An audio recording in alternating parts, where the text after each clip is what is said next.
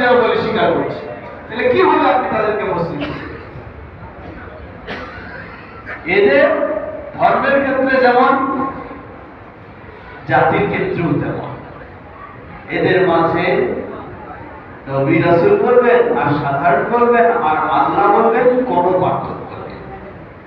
যিনি আল্লাহ তিনি নবী, যিনি নবী তিনি মানুষ, সবাই একটা, কোনো পার্থক্য নেই, স্তর ভিত্তিক কোনো পার্থক্য নেই। মানবতা হলো তাদের মূল বিষয়। মানবতা মানে কি? এই মানুষটা। একে আল্লাহ বলে পার্থক্য করা যাবে না, একে নবী রাসূল বলে পার্থক্য করা যাবে না, একে সাহাবী বলে পার্থক্য করা যাবে না, একে রাজা বলে পার্থক্য করা যাবে না, একে প্রজা বলে পার্থক্য করা যাবে না, একে গরিব বলে পার্থক্য করা যাবে না, ধনী বলে পার্থক্য করা যাবে না, একে পুরুষ বলে পার্থক্য করা যাবে না, নারী বলে পার্থক্য করা যাবে না। এটাই হলো তাদের মতবাদ। লা হাওলা ওয়ালা কুওয়াতা। কি আশ্চর্য দেখে! একে পুরুষ বলে পার্থক্য করা যাবে না, নারী বলে পার্থক্য করা যাবে না। মানে এটাকে একবার নারী বলবেন অসুবিধা নাই, একবার পুরুষ বলবেন অসুবিধা। এই হলো তাদের সব একটা। এটাই হলো তাদের ধর্ম। এদের ধর্ম বলতেও কিছু নেই, এদের ধর্ম বলতেও কিছু নেই। কার পক্ষে আপনি কথা বলেন? এদের ধর্ম বলতেও কিছু নেই, নিজেদের স্বীকৃতি তাদের, নিজেদের কথা এটা।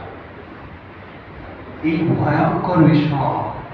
আজকে আপনার ছেলে ইউনিভার্সিটিতে পড়ালেখা করে, আপনি ভাবছেন ও ছেলে তো বড় হয়েছে, ইউনিভার্সিটিতে গেছে, সুতরাং ওকে তো একটু ফ্রি চর্চা করার সুযোগ দিতেই হবে। চুল রেখে ফেলেছে পিছনের দিকে। কারণটা কি? মেয়ের চুল পুরুষের চুল কোনো পার্থক্য নেই, ওই মেয়ে ওই ছেলে। ট্রান্সজেন্ডার নিয়ে আমরা যত ঝগড়া করতেছি, ট্রান্সজেন্ডারের হত্যা হলো ওদের মধ্যে নারী পুরুষের কোনো পার্থক্য তারা করতে দিতে রাজি নয়। পুরুষের পোশাক একটা, নারীর পোশাক আরেকটা, এটাও তারা মানতে রাজি নয়। সব এক পোশাক হবে। পর্দা বলতেও তাদের কিছু নেই। পর্দা আবার কিসের? মনের পর্দা, আসল পর্দা, বাইরের পর্দা উঠে হবে। এই হলো তাদের নাম। মনের পর্দা হলো আসল পর্দা। মন ঠিক থাকলে হয়ে গেল। আর বাইরে পর্দার কি দরকার, আর এই কাপড়ের কি দরকার, আর এই শার্ট প্যান্টের কি দরকার? কোনো কিছু দরকার নেই, সব একটা। এই হলো বাউল ফকির বা লালন সাহেব মতবাদ। একে যে কাফের বলবেন এটাও যেন বলা যাবে না। কারণ তার কাফের বললে তো কাফেরও একটা কিছু কি আছে, কিছু একটা বৈশিষ্ট্য আছে, এটাও নাই, এটাও নাই তার ভিতরে। তাহলে হিন্দু বলবেন তাও নাই, খ্রিস্টান বলবেন তাও নাই, বৌদ্ধ বলবেন তাও নাই, মুসলিম তো সুযোগই না। সুতরাং আজকে এই বাউল ফকিরের কাওয়ালি গান, এখন এই সব কিছু ওদের বড় গবেষণা হলো, বড় জ্ঞান চর্চা হলো এই গান। গান সঙ্গীতেই হলো তাদের সবচেয়ে বড় গবেষণা। এর চেয়ে বড় আর কোনো গবেষণা নাই।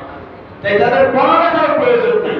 ইউনিভার্সিটিতে আপনার ছেলে মেয়েকে দিয়েছেন, ও বাদ দিয়ে বাউলের কাছে গিয়ে বসে গান করতেছে। কেন? তার বিশ্বাস তৈরি হয়েছে, এটাই হলো তার গবেষণা। ওই ইউনিভার্সিটি পরীক্ষা গুলো দরকার নেই, এটাই তার গবেষণা, এটাই তার জ্ঞান চর্চা। এই হলো তাদের অবস্থা। লা হাওলা ওয়ালা কুওয়াতা ইল্লা বিল্লাহ। সুতরাং প্রতিটি মুসলিমকে অবশ্যই বিশ্বাস করতেই হবে এই লালন গীতি বা লালন মতবাদ বা বাউল ফকিরের মতবাদ, এটি সম্পূর্ণ জাহান্নামী মতবাদ, সম্পূর্ণ জাহান্নামী মতবাদ। এই মতবাদকে বিশ্বাস করা, সমর্থন দেওয়ার পক্ষে কথা বলা, এর মানে সেই ব্যক্তিও মুসলিম থাকতে পারে না। যে এই বাউল ফকিরদেরকে মুসলিম বলবে সে মুসলিম নয়, যে তাদেরকে কাফের বলবে না সে মুসলিম নয়। অবশ্যই আপনাকে, আপনি যদি মুসলিম থাকতে চান, মুমিন থাকতে চান, আল্লাহকে বিশ্বাস করেন, আখিরাতে বিশ্বাস করেন, কোরআনকে বিশ্বাস করেন, রাসূলকে বিশ্বাস করেন, আপনাকে বাধ্য, আপনি তাদেরকে কাফের আপনাকে বলতেই হবে। যেই পর্যায়ে বাউল ফকির হোক না, সেটি নতুন হোক আর পুরাতন হোক, গাঁজাখোর হোক আর গাঁজা না খাক, সব পর্যায়ে এই মতবাদে যে গেছে তাকে প্রথমেই বিশ্বাস করতে হবে ধর্ম বলতে বাহ্যিক কোনো কিছু নেই। সালাত না, ভালো পোশাক না, তেলাওয়াত না, সিয়াম না, যাকাত না, কিচ্ছু নেই। ধর্ম বলতে কিছু নেই। এটা হলো তার প্রথম চিন্তা, এই মতবাদে যে। দ্বিতীয়, তার মাঝে পৃথিবীর কোন ধর্মের ভেদাভেদ নেই, সব এক। যাকে হিন্দু একে আপনি মুসলিম বলতে পারেন, যাকে মুসলিম একে আপনি হিন্দু বলতে পারেন। নাউযুবিল্লাহ, এই হলো তার মতবাদ। তৃতীয়, তাদের কাছে নারী পুরুষের মাঝে কোনো পার্থক্য নেই। সবাই নারী, সবাই পুরুষ, সবাই নারী, সবাই পুরুষ। সুতরাং এদের বিষয়ে নিয়ে আর কথা বলার কোনো প্রয়োজন নেই। এক বাক্যে আপনাকে বিশ্বাস করতেই হবে, এরা কাফের, কখনো মুসলিম হতে পারে না। এবং তাদেরকে যে মুসলিম বলে স্বীকৃতি দেবে, বলবে, সেও মুসলিম হতে পারে না। আজকে আফসোসের সাথে বলতে হয়, এখন চেয়ারে, উপরের ক্ষমতার চেয়ারে তো চলে গেছে সব চিন্তার মানুষ। একদিকে কি বলে, হ্যাঁ, ট্রান্সজেন্ডার প্রবক্তাও সেখানে বসে আছে, বাউল ফকিরের প্রবক্তাও সেখানে বসে আছে। তাই শুনেছি যারা নাকি এই বাউল ফকিরদেরকে কি করেছে, ধাক্কাধাক্কি করেছে, তাদেরকে গ্রেফতারের নির্দেশ দেওয়া হয়েছে। এর চেয়ে আল্লাহ বিদ্রোহী আর কে হতে পারে?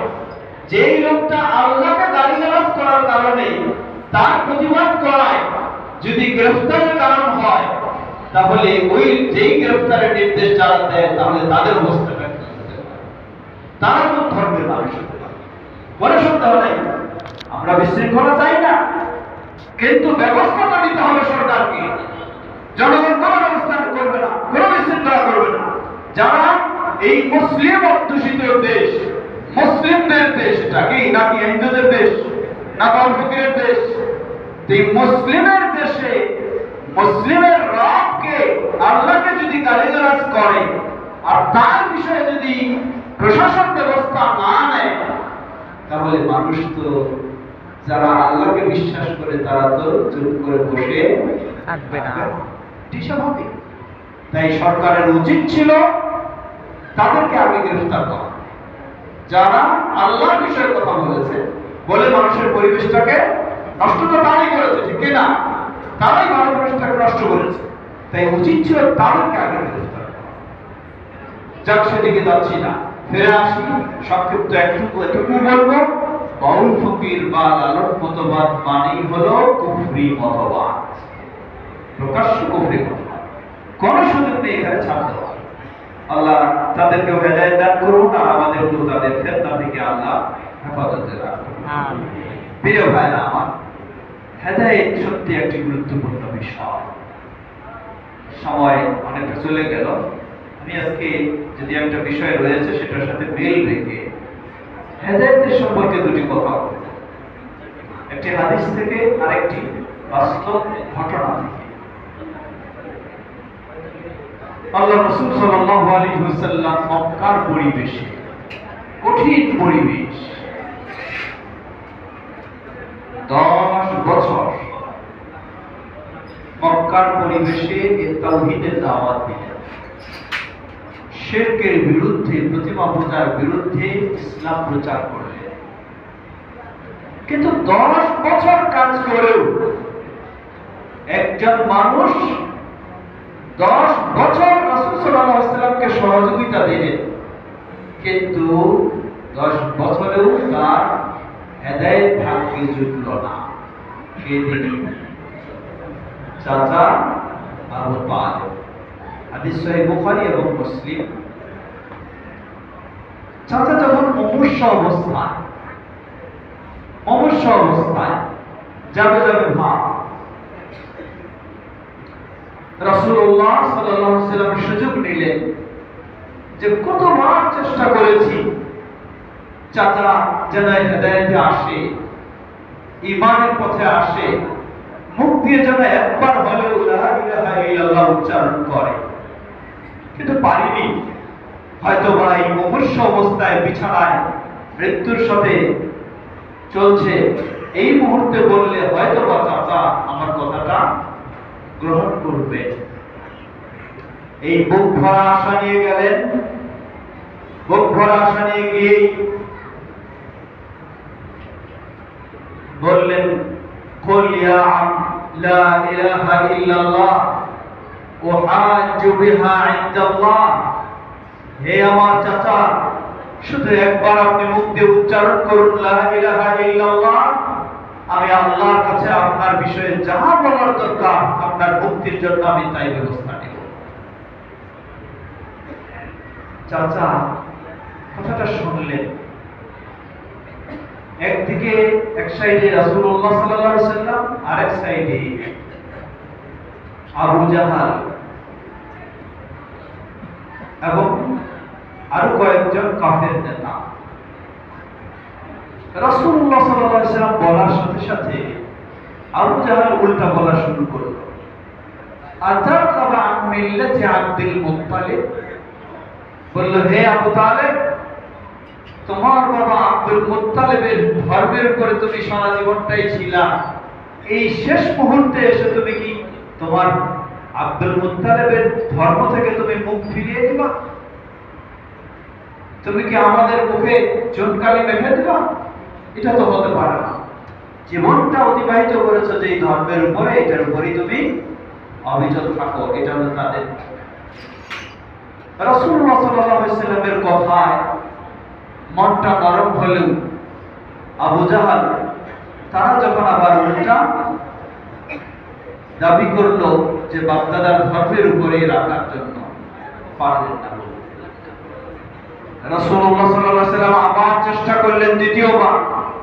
বললেন, হে চাচা, একবার বলুন লা ইলাহা ইল্লাল্লাহ, আল্লাহর কাছে আপনার বিষয়ে যা বলার আমি তা বলবো, আল্লাহর কাছে মুক্তির জন্য যা করার আমি তাই করব।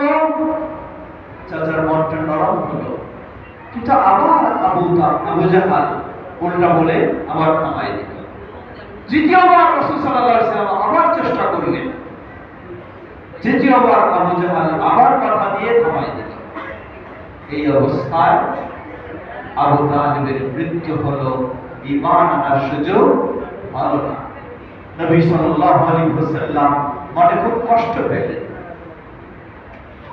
যে 10টি বছর যে চাচা সামাজিক বয়কট করা হয়েছিল, মুসলিমদের খাওয়া দাওয়া, বেচাকেনা, চলাফেরা, কথা বলা সব বন্ধ করে দেওয়া হয়েছিল।